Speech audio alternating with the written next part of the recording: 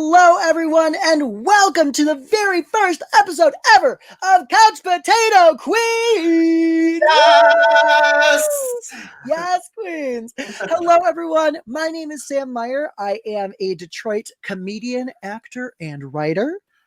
Hi, my name is Josh Mendelson, and I am a reality TV fanatic. Been watching Survivor for 20 years, and I'm loving it. And I have not watched Survivor since a very lengthy depression binge in college. So we thought it was time we got around to a rewatch. And we are roommates, we are best friends, and we love talking about Survivor. He might be upstairs, you can't hear it, but he is, people, okay? But yeah, we are so excited to rewatch the show from the very beginning. Survivor Borneo, we're going to start at it and keep going.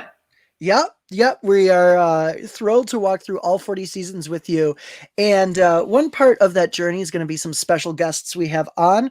We thought for our first episode, we would have someone who we plan on being a series regular with you. She is a close friend. She is a performing partner. She is Detroit's premier Queen of Mean. She knows it all, ladies and gentlemen, Miss Alex Meitz. Hi, Alex. Hello. Super happy to be here for episode 1. I know, so exciting. So, Alex, tell us a little bit more about yourself for the audiences at home. All right. I am Alex Knows It All. I am Detroit's premier Queen of Mean. We got a whole bunch of weird stuff online, so check it out. I do comedy in Detroit at Planet Ant in Hamtramck, and Sam and I work together all the time. I'm a filmmaker, director, do it all, baby, and I am all about reality TV. So this is the perfect thing for me to be doing right now during quarantine, is to just be watching Survivor again. Yeah. And Alex, you honestly are the best person to have for our premiere episode, because Alex is going to be our Heather McDonald of the show. So we will have special guests, but you will be seeing Alex the most. So we want to introduce our top queen for our top first episode. Absolutely. So y'all, are you ready to dive into season 1, episode 1 of Survivor? Oh, yeah. Okay, yes, great. Honey. So real quick for everyone watching at home, every Monday, Wednesday, and Friday, we will cover 2 episodes Survivor in 1 podcast episode. Oh, you can't see it. 1 podcast episode. And today we'll be covering season 1, episodes 1 and 2. So let's jump into it. We open on a ship in the South China Sea. It's big. It's like a frigate. I don't know.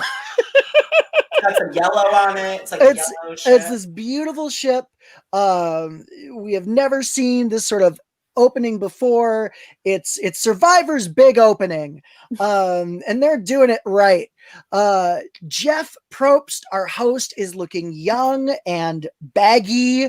We are setting the standard for what's to come. I don't know if it's a 90s vibe or if the cast just all looks old. Oh, it looks so straight out of PBS, like from like the late 90s. Like, and you notice when Jeff Probst is talking, like he's for almost like it's almost like he's on a green screen filming up. Like they're just running through, rampaging, like getting all this stuff, and he's just all calm and being like, 16 survivors are about to do the #1 journey in America that you guys haven't heard of before. No, 40 million viewers are going to watch. Absolutely. No, I'm right there with you. But I was talking about like the cast members themselves. Like, do they look just like old to you? Yeah. But I think that was just because they're not that old. I mean, some of them are, which we will talk about in a minute. But in general, the median age is like mid-20s, I think. Yeah. So they themselves are not that old. It's just that's how the 90s was. People in the 90s then dressed how older people dress now. That's fair. And I think they've gotten older. So it's the same people just in their 40s and 50s. I think something though that's also a valid point here, is that the artistic direction was much earthier this season and in the earlier seasons of Survivor than we see down the line, where now your challenges, every part of the experience is sort of branded and glossy. Yes. And this, they were going for originally, I think, something that felt much more organic. Like a Totally. documentary. Like a documentary. It's very like found footage vibes, especially when we get into life on the beach. It's Mhm. very found footage. Things are kind of shaky. It doesn't always look right. People are having confessionals in like super weird areas. Mhm. Like, and And- then when you get to Survivor now, it's definitely more of like a cinematic event. Mhm.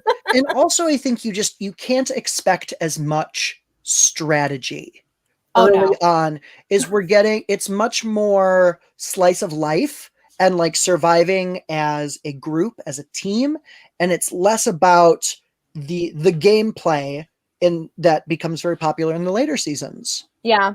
What I will say about Survivor season 1, opposed to a lot of other reality shows, like when you look at a show like Big Brother or something, season 1 is a hot mess. It was an entirely different show. They did not know what they wanted to be. But then when you look at Survivor, it's essentially the same show. It's not the structure of the show that's different. It's the viewers who understood how to play the game from watching season 1 and saying, oh, this is what I would have done if I was there. And so that way, when we got a season 2 cast, they were ready to actually play the game. Mhm. So Yeah. that's the difference about Survivor, is it's not that the show changed, it's that the audience and the contestants got smarter. Mhm. I agree. Yeah. So moving on. So we're all on this frigate to begin, and the survivors are tasked with collecting various survival items that are on this boat, loading them onto a raft, and making their way to their assigned beach. And the two tribes are now, and until merge, Tagi and Pagong. And we start to see the stark differences between these two tribes very early on. So first we have, I'd like to talk about Tagi. So Tagi makes their way to the beach very, very quickly. They seem very efficient in the way they're moving, and we have a few people stand out early on. Josh, who is like one of the first standouts to you in this tribe? Right off the bat, there are two standouts to me: Sue Hawk and Mhm. Richard Hatch. Immediately, they are the two big personalities. Richard immediately goes and sits on the tree and is like barking orders to everybody. He is cocky. He's there to win. So, really ready- quick though, for anyone who hasn't seen the show, explain like who is Sue Hawk briefly and who is Richard Hatch briefly, just so that we know what we're looking at. Sue Hawk is a late 30s, early 40s truck driver from Wisconsin. She has that accent. You know, she's been smoking like 10 packs a day. She is straight out of drinking her water out of the lake. Like, she is that person. Rough truck driver from Wisconsin. Now, Richard Hatch, on the other hand, is a 39-year-old gay bear, what we call, like myself, but I'm in my 30s, so I guess he's not that much older than I am now. He has a son, but he's just this over-the-top, cocky, brilliant gay man. But now I would not say that Richard's over the top in the way that many people would think flamboyant, like you or me. No, Richard Hatch has the personality of like a very demure Bond villain. Yeah. Yes. Of sort of, I'm more intelligent than you, and I know I'm more intelligent than you. Yes. And I'm not going to get all worked up about it because that's how I am. You will not see Richard Hatch doing cut to the house down boots anytime soon. No, absolutely not. You might see him at the leather bar. I feel like he could be like a leather daddy. I feel like he could. Definitely leather daddy energy. Regular at the leather daddy bar is what I get from Richard. So also we have someone who I'd love to point out who takes charge at the beach. He is a like retiree, leathery ex-Marine. His name is Different Rudy. kind of leather. Different kind of leather. in a markedly different kind of leather, we have Rudy. And Rudy is the kind of guy who doesn't know what MTV means. I don't know what MTV means, but hey, everybody. And Rudy immediately begins to rub everyone on the Tagi tribe, pretty much except Richard, the wrong way. Rudy's barking orders. He's taken over. But we do get, amidst all of that, Josh, you were saying Richard is perched in his tree, sort of telling the tribe what should be done. The tribe is running around like crazy, trying to get stuff working, and Richard is literally sitting in a tree doing nothing, barking orders. You're going to do this. You're going to do that. You're going to do that. And Sue it's a perfect scene. Sue sitting there being like, this isn't corporate America. In corporate America, you can get away with this, but this isn't the corporate world, eh? You know? Yeah. Amazing. Great conversation. Yeah. Alex, so Tagi, Rudy is barking orders, but the rest of the tribe is kind of all discombobulated. But we've got Richard standing out. We've got Stu standing out. Do you have any more thoughts on like sort of the general dynamic? I think right now, so far, Sue is really shining. Mm-hmm. Sue is not out here being like, I'm going to be the boisterous leader. She's not trying to become like the one in charge. She's not trying to do any of that, but she is standing her ground. She's saying, oh, this isn't the corporate world. I'm not here for all that. Sue's very clear about what she is here for. Sue is here to live on this damn beach, try to not starve, and win $1 million. Sue is a no-nonsense woman. She is here to get her screen time and get her check. Mm-hmm. That is what she wants. I completely agree. Some other highlights, Richard as well, very openly and brazenly saying in the first episode, I've got the $1 million check already. Which we love to see the cockiness. I find it thrilling. Oh yeah. Some other highlights for me, Dr. Sean, he's a doctor with a nipple piercing. What? I'm like, this diversity. Sonia, we have our older lady Sonia, who's adorable. She has her ukulele that she plays on the beach, and she's like, my name is Sonia, I'm an old lady, and then the bitch cuts herself, I think intentionally, so the hot doctor with the nipple piercing will pay attention to her. Oh, because then there's the thought, okay, like maybe she's just like not an out lesbian. I have a lot of thoughts about the women this season, but then she sings about Prozac and Paxil, and I'm like, girl, who hurt you? And then she's very swell. And she just wants her Prozac. Oh God, it's a lot. So Richard manages to catch some rats for his fishing traps. And Sue, out of nowhere, is just like, I'm really been looking forward to eating rats. It's like it's if you think about it, it's just like a squirrel without a fuzzy tail. And like, for me, personally speaking, like I would not be particularly enthused to eat either rodent. Like Sue, like the issue here is not that it's similar to oh yeah, no, it's like squirrel, so I can eat that. Like I feel like she's coming onto this island and she's like, I need to set this bar low to start with. So that way when I am starving in, however many days and I do have to eat a rat, I'm like prepared for it. Like set your bar at squirrel so that way when like you do get to eat a stingray or you do get to eat something else, it's like a big treat. Okay. Because you were expecting for squirrel, Yeah. Like come in with squirrel energy so that way when you get that stingray, it's like you just got a steak. Yep. Okay. I feel that. So to summarize though, Tagi has like really, they struggled with communication early on. Personalities are kind of bumping into each other. They're figuring out how all the egos fit together. But then we get a really fun musical montage of them all working together. And it's like from like a jug band or like spoons. I don't know. It's like, do you know what I'm talking about? Yeah. It's like the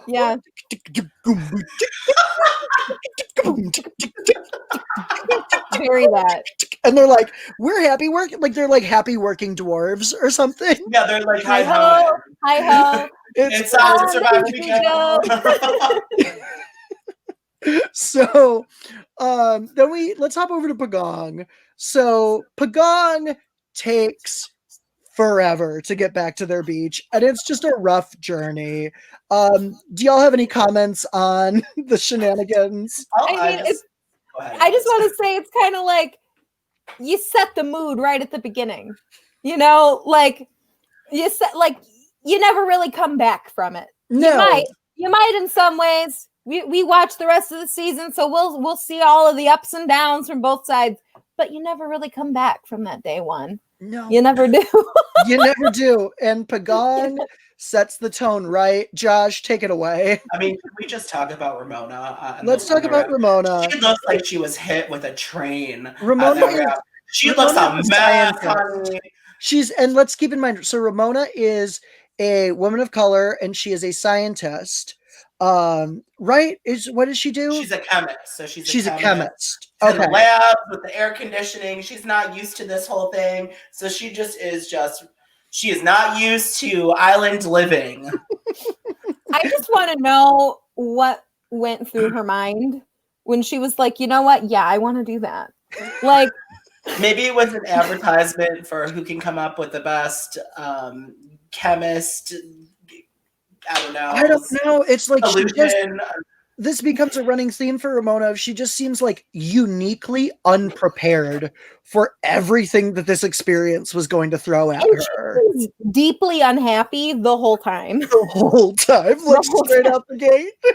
But the show did get her a gig on the MTV Real World Road Rules Challenge back on the day. She good for her. So I mean, work. Okay. But so I don't know, girl. I would not put myself through that. I don't care. No. You gotta love Ramona. She's great. Ramona is struggling and dry heaving like the entire way back to the island. Same. BB and Ramona are looking for water. They have sort of like an early alliance conversation and then we find out about BB's like very much. So BB, first of all, I should say, is like a similar age to Rudy, retiree, older man. And we find out he has a very young wife, and they decide to call BB Viagra. Disturbing. Please discuss. Come on, season 1. The last thing I want to think about is BB's penis. I'm sorry. I mean, like, I get it. It's episode 1. It's episode 1. Thing I want to think about is BB's balls. We are 17 minutes into episode 1, and I just said BB's penis. But let's not and say we did. But like, this is what they have forced me to do. Like, come on. Oh, good. So BB is boomering real hard, working very hard in the sun. Everyone is worried that he's going to collapse at any moment. Gretchen tries to talk him down, but he is like militantly trying to build a poorly advised shelter very close to the ocean. BB. But they're able to use his bifocals for fire. But Pagong in general, what we're seeing, they do not get a fun working musical montage. They get the Lazy Tribe edit after a struggle to get to the beach. And there's no reward challenge for the first 2 episodes. I will say though, congrats on them for getting fire, because they are eating much sooner than Tagi is going to be able to eat. They don't eat over on Tagi. They have Sue. Mm-hmm. Tapioca queen. Yeah, tapioca over there. Yeah, tapioca. We'll get there. So we arrive at the immunity challenge, and it starts really strangely, where I get that they have never seen the immunity idol. We're introducing America to what an immunity idol even is, but he goes around and has everyone touch it. So it's just it's like it's very season 1. He's like, really get a feel for the immunity idol. This is what you're aiming for. They did that, I think, the pre-All-Star seasons, like the original seasons. Can you imagine just like going to a competition of any sort and the host being like, touch the trophy? Just touch it. Just touch see it. How good it get a feels feel for it. Like I feel like a lot of season 1 is them not realizing how to write the show. Yeah. Because like it is reality TV, but there's a ton of writing that goes into it. And they did not realize like, okay, how do we like make this balance of like culture, because we are on like a very cultured island, and also here is Jeff Probst, a white man. And they just have no idea where that boundary lies this first season, and it is a delight to watch it unfold further into the episode. Jeff Probst was a trial for them. He was taken from Rock and Roll Jeopardy on VH1. Like that's what he was. That was his gig before Survivor. That's what Jeff Probst was known for, and now he's the king of Survivor. Like I don't see Survivor without him. So for this immunity challenge, we have our quest for fire. So both teams start in rafts out in the ocean, and they have to, with a fire in the middle. They have their torches, and they have to light a string of torches along the way back to the beach. Once they get back to the beach, they need to haul their rafts up further onto the beach. Other rules include every tribe member must have at least one hand on the raft at all times. The reward on top of immunity is they are going to have waterproof matches as well.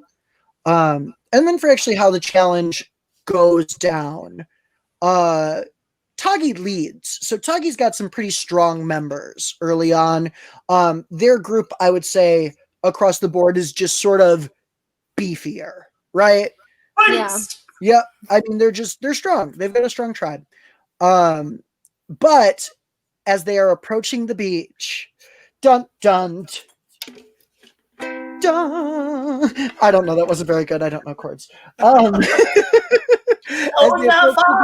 Sonia belly flops, and the entire tribe, like, she gets dragged for a minute, and then they have to stop. And it's sad to watch, because you're like, this is an old person just getting dragged along, and at the same time, like, everyone is screaming at her, and I'm screaming at her, like, get up, Sonia! Like, you stupid old person. Don't be mean to the old people. No, like, I'm trying not to. I'm saying there are two sides to this when you're in a competition for $1 million.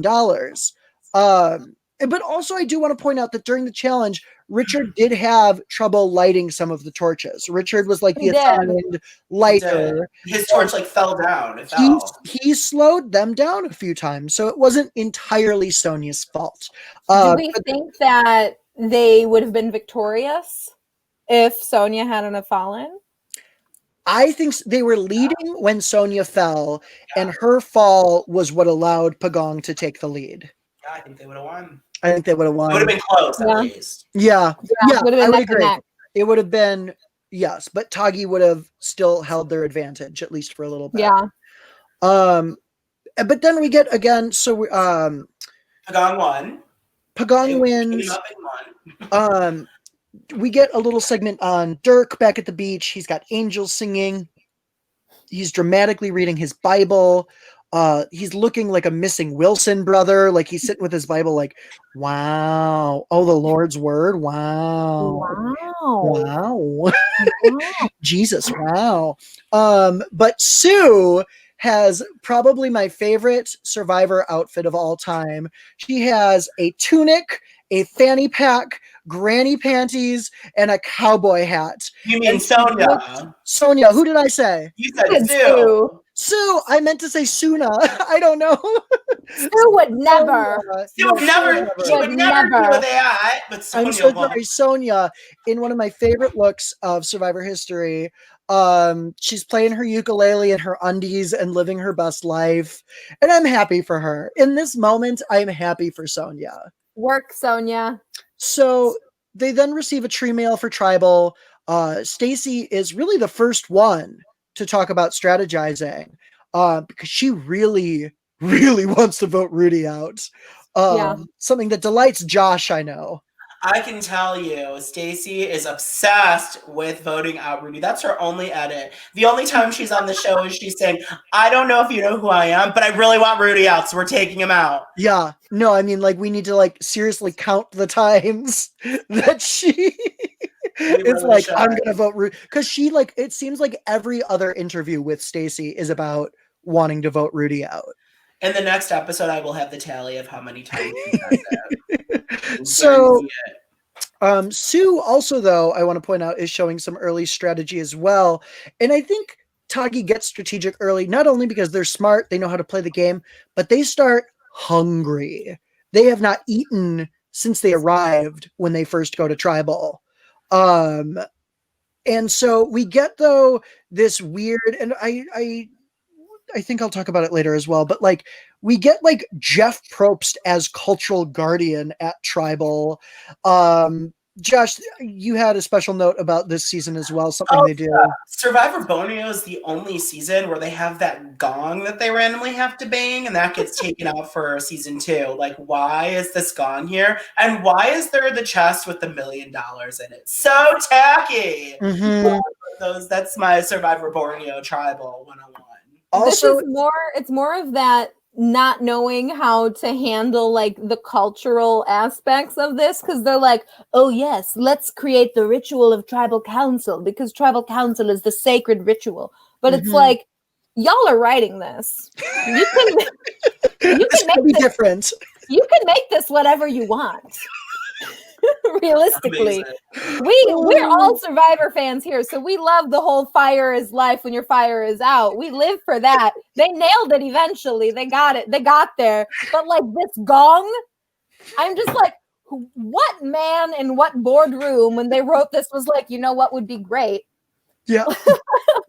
A gong. Oh, it's a lot to handle. It is a lot to handle. But then we get into the final tally for the vote. And I want to point out that Sue was and I mean Sue this time, was a deciding factor for this vote, which is really exciting. So the final tally for this vote is 1 vote for Stacy, 3 votes for Rudy, 4 votes for Sonia. Including Sue's vote. Including Sue's vote, yeah. Which said Sauna, Souna,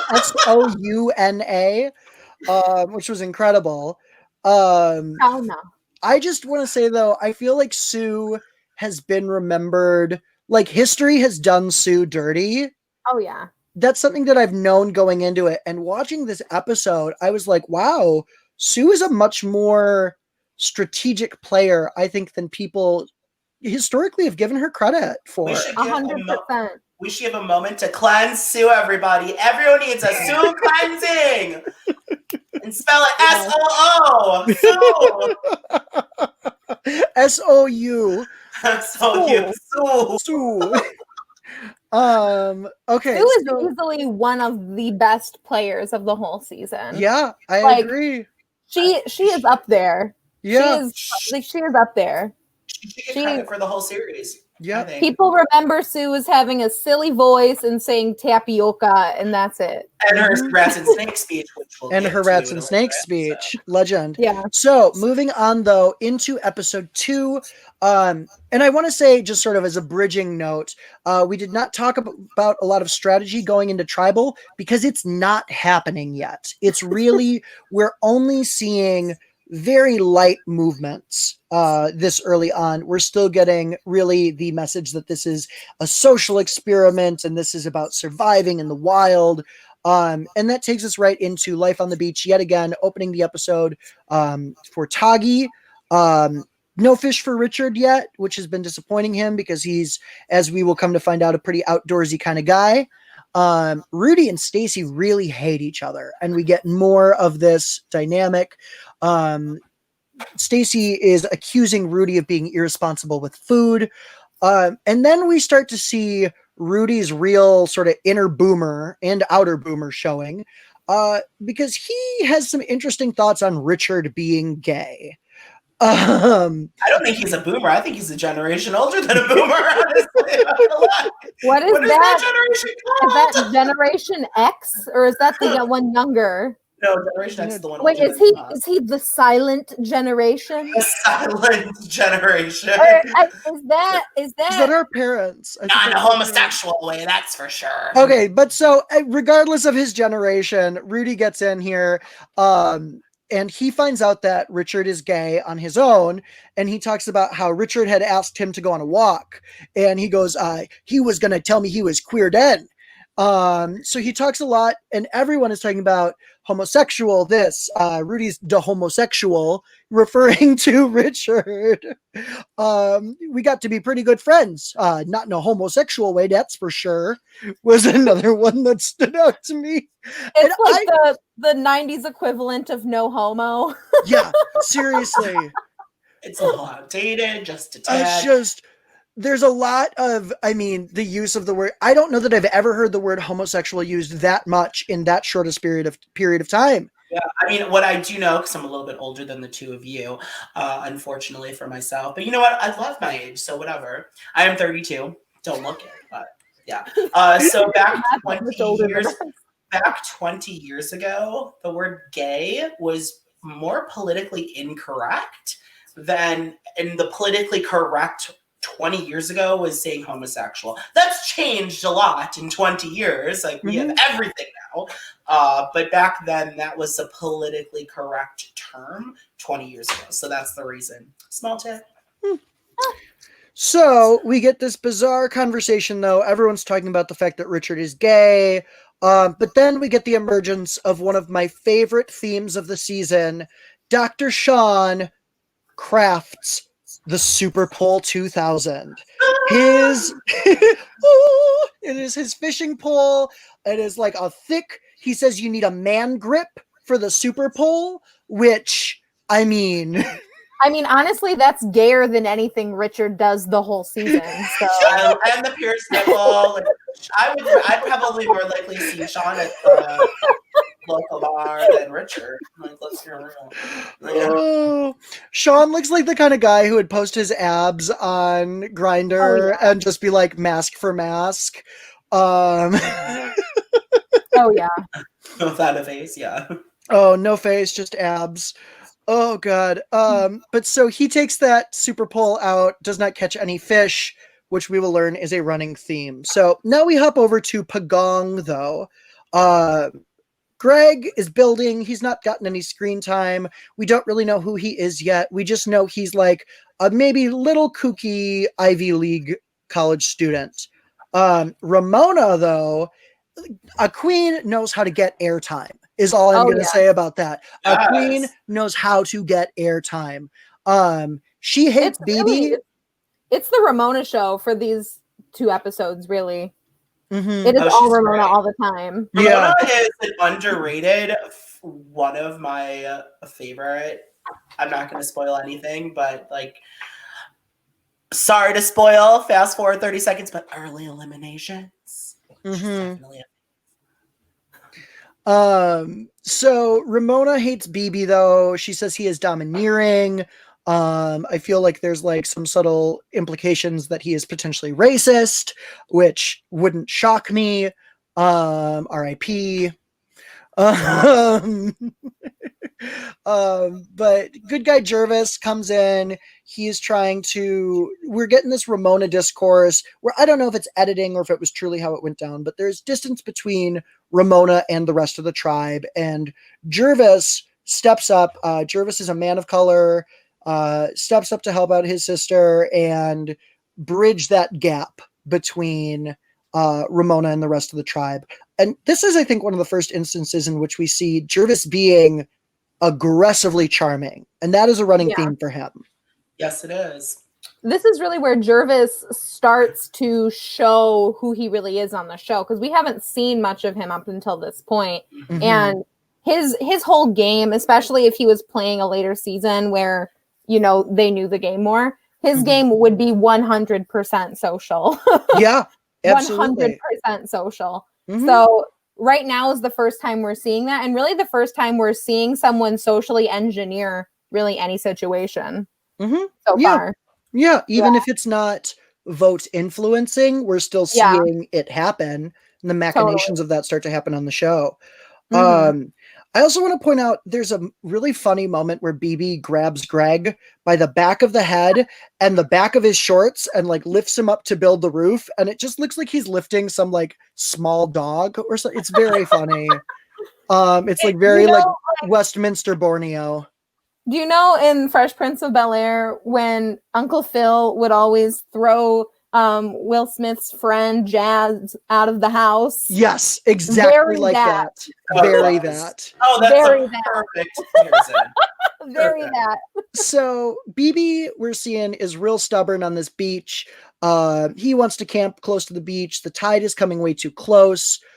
We get our first inklings of a potential Colleen and Greg romance. Greg is nesting in the woods, and Colleen is nesting with him. We get a really deeply uncomfortable, newly stranded newlywed game where we learn that about sexual preferences as candy bars.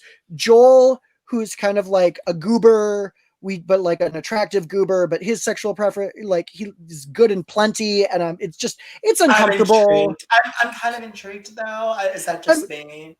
I'm like lightly intrigued, but also disgusted. He would be in my list of like disgusting people I would still have sex with. That's always a bad thing. Joel gives me big missionary with his socks on vibes. Yep. And then afterwards he'll be like, "Did you like that?" That's like a gentle caress of the face, or like a "You're welcome," and it's like, oh, what? Excuse me. Excuse me. So, after this game though, so BB uses all of the clean water to wash his shirt, all like the drinking water. Everyone hates BB. Jervis manages to stay in the middle of all of this.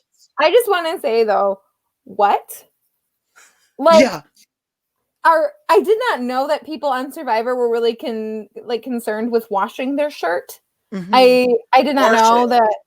I think he pronounced it as washing his shirt. Worcester saucing his shirt. That's what I took it as. He was washing his shirt. Washing. Like, I don't know. That's just one of those things where it's like, do you know where you are? Yeah, no, totally. Not in like he's an old man kind of way. Do you know where you are? But like, how do you not realize that you are all working together and living together kind of moment? Yeah, I like, feel come you on there. And die. No, I mean, like, part of me, like, if I was on that island, like, part of you just kind of wants BB to like wander into the woods at night and like bump his head and have to get medevaced out. Just so like come on, like, dude, just like, number one, why hasn't it happened? Number two, can it please happen? Yeah, because it's not even like that. Because like the moment like that for me as a reality TV viewer, I'm not like, wow, this is some hot reality TV. I'm just like, come on, guy, just get out of here, just be gone. So we got to take it though now to the immunity challenge. It is our very first Survivor buffet where they must eat the butak beetle larvae. They are little white fat grubs with beaks. They look real gross. Would you be able to do it? I mean, I've eaten similar items in Asia before, so like I could do it. It's not fun, but I'd do it. I'd count to 3 and just swallow it whole. I could do it. Yeah. If you're on Survivor, I could do it. It's gross. It's not fun, but it's like starving at that point. So I think they would have eaten anything. So the rules for the first round are that the first person who refuses to eat the bug loses immunity for the team. And they actually had to count down for Jervis. Jervis sits for a jarringly long amount of time refusing to eat his beetle. Our first moment of Jervis living rent-free in Survivor Borneo. And like they literally, Jeff has to be like, okay, come on, Jervis, 5, 4, 3, and then Jervis plops it in, takes his moment. Good on him for doing it though. Good on him for doing it. Good job, Jervis. Everyone makes it through the first round, and so now they need each tribe picks who they think will be the most squeamish player from the other tribe to compete in the final face-off. So Pagong chooses Stacy from Tagi tribe, and Tagi chooses Jervis. Surprise! And in no major surprise, okay, so the challenge for this is that the Jervis and Stacy must each eat 2 butak beetle larvae. and whoever finishes first is the winner. No surprises here. Tagi with Stacy destroys Jervis. The boy tried, but he did not make it through. The man tried, did not make it through. And we finally get more from Stacy apart from I want Rudy out. So now she's known for I want Rudy out and I'm the bug killing queen. Go Stacy! Yep. So Jeff makes an announcement that Pagong should bring sticks with them to Tribal because there are a lot of snakes along the hike.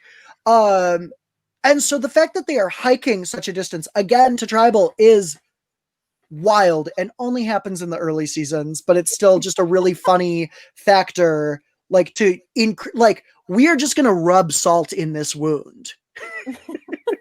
Yeah, they One, used to. You had to eat bugs for nothing. 2, you're going to Tribal. 3, you're carrying a stick the whole time. And 4, it's because there's snakes. I would be mad. I would be mad just because I had to carry a stick. Yeah. So Can we also talk about the fact that Pagong paints their face and they start this trend of painting their faces in like a weird cultural appropriation-y sort of tribal style before they go to tribal council ever, and they keep doing it the whole season. It eventually transitions into Mud Volcano, but we'll get to that later. We will, but they paint their faces before what? This is, again, that's not the writers, though. That's like individuals. No, you made a choice, Colleen. Who do you think? Oh, yeah. Yeah. Let's not be mean to America's sweetheart, okay? But we all know. We all know. It was a different time. That's not an excuse. Mm-hmm. But come on. So we again are faced with like this weird emotional weight of the sacredness of tribal council, of like being in the center of the jungle. And like Jeff Probst as cultural guardian is weird. I mean, we're like one step away from like full headdress for Jeff. Yeah, he still doesn't, I don't think, know what he's doing yet. He's getting the hang of it. He's like, if I say this, will it work? Are these people going to listen to me? Like, it's a different Jeff. Yeah. Okay, this is probably a deep cut reference, but there's an episode of King of the Hill in season 1. Nope. Okay. But maybe a viewer will get it. So viewers, if you watch King of the Hill season 1, there's an episode where Hank takes Bobby and his friends on a camping trip, and they do the it's like the tribe of the golden arrow or something, or the straight arrow, and they ask their friend John Redcorn for like some fun Indian rituals to do while they're there, but it's just like Hank Hill doing like these Indian rituals. Jeff Probst season 1 gives me big Hank Hill Order of the Straight Arrow energy. Love. I feel that. On an emotional level. Even though I have no idea what your references, but the viewers might though, so you never know, okay? So in lieu of strategy, because again, they are not talking about strategy early on in these episodes, we sort of get BB being frustrated that no one likes him and that he's doing all the work and that they're lazy, so he sort of volunteers himself for elimination, but he doesn't actually vote for himself. He predictably votes for his nemesis, Ramona. And so during this vote, we get sort of BB and Ramona are neck and neck, but eventually it is a BB blowout with 6 votes for BB and only 2 for Ramona. Thoughts on how the vote went down? I think it's self-explanatory. I really do. This is an easy vote. I think BB basically asked them to vote him out. He was like, I'm done with these people. I want to get back to my 23-year-old wife. Mm-hmm. Yeah. Done.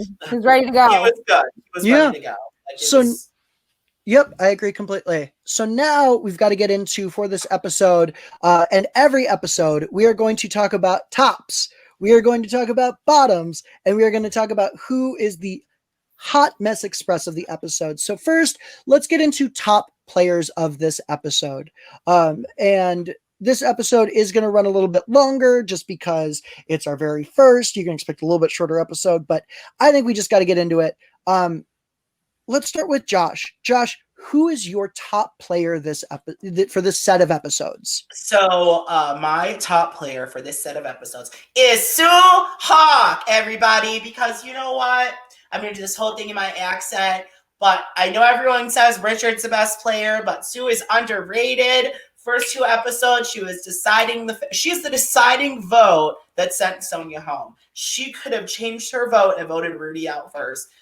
Sue controlled that vote. She is the one who was up in the air, and it's her future foreshadowing of stuff she does in the future as well. She's a great player. There's no question to me. Sue was the best player of the first 2 episodes. Mm-hmm. I agree. No questions asked. Yeah, no, I mean, I think this is one scenario. I don't know that this will happen ever again in the future, but I think we're all very much just like a justice for Sue kind of group. Yeah. We've all in this rewatch just been like, oh my God, Sue's great. Why she's underappreciated. So let's go into our bottom player of the episode. Josh, why don't you take us off from the top again? All right. The bottom player for this one, it's obviously Ramona. She's amazing, but she's definitely at the bottom. She was dry heaving, looked like a train hitter. She's not bonding with the tribe. Ramona all the way. Alex, what do you think? I definitely agree that Ramona is the bottom player of these 2 episodes. Not only was she struggling, her heart wasn't in it, at least for these first 2 episodes. Her heart wasn't there. Maybe we'll see a turnaround in attitude and she'll get a little more happy to be there, but her heart wasn't in it. Her heart wasn't there. I feel bad. I have a different bottom player, but only because he went home, I am going to say BB, because I feel like why it's worse for BB is because BB did all of that work. But then he's sort of like, anytime someone volunteers themselves to go home and it's not like in a really aggressive move, like he's wiffle waffling. He does all the work. He's intolerant and like maybe a little racist. Who knows? He's just unlikable. Played poorly, got sent home, first boot for Pagong, over. So definitely a good choice. Yeah, thank you. But now my favorite, our hot mess of the episode. Alex, who in your opinion is the hottest of hot messes? So I think that the hottest of hot messes is BB. Solely because of his washing his shirt in the drinking water moment. Because, girl, what was that? Like, were you just so oblivious to everybody else on your tribe that you're just like, you know what? Fuck all of y'all. My shirt is dirty on this beach that I live on. Like, it's gonna be dirty. You live on a beach. Or wash it in the ocean? Wash it in the ocean, everybody. Wash it in the ocean, BB. Come on. It's 2 feet from your door. Come on. You designed the shelter. Yeah. Also that shelter. Hot mess. Okay. All right. My hot mess choice would be Dr. Sean, everybody. The reason I'm going to say that is who he invented the Super Bowl 2000. What a mess. And that Pierce nipple, so tacky. He is tacky.com/org.net. Whatever you want to say. Dr. Sean, hot mess. And it's a common theme throughout the entire season, everybody. Okay. I mean, I hate to say it. I feel bad. I love you, girl. But Ramona, you are my hot mess of the week. Girl, I mean, it's been sad. We are beating a dry heaving horse here. But we're getting like so many dramatic moments from her, this alienation from the tribe. I mean, homegirl just like doesn't want to be there. I mean, I'm just like, why did you show up?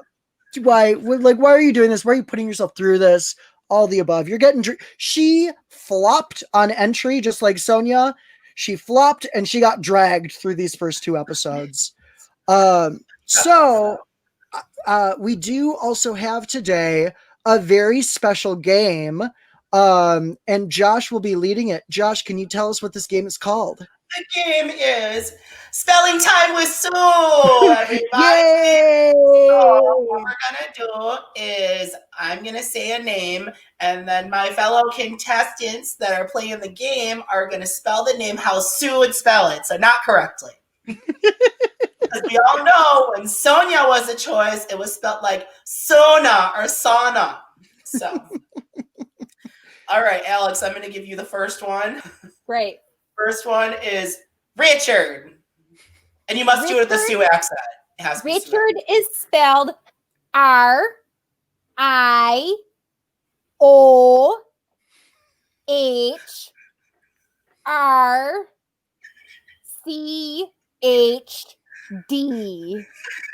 Richard. Okay, that's incorrect. Okay, next. Correct. Sam, you're going to spell Jenna. Jenna. Oh, I dogged a girl named Jenna once outside at a bar. Okay, Jenna. That's gonna be G E A N I A. Jenna. That's correct in Sioux terms. Okay.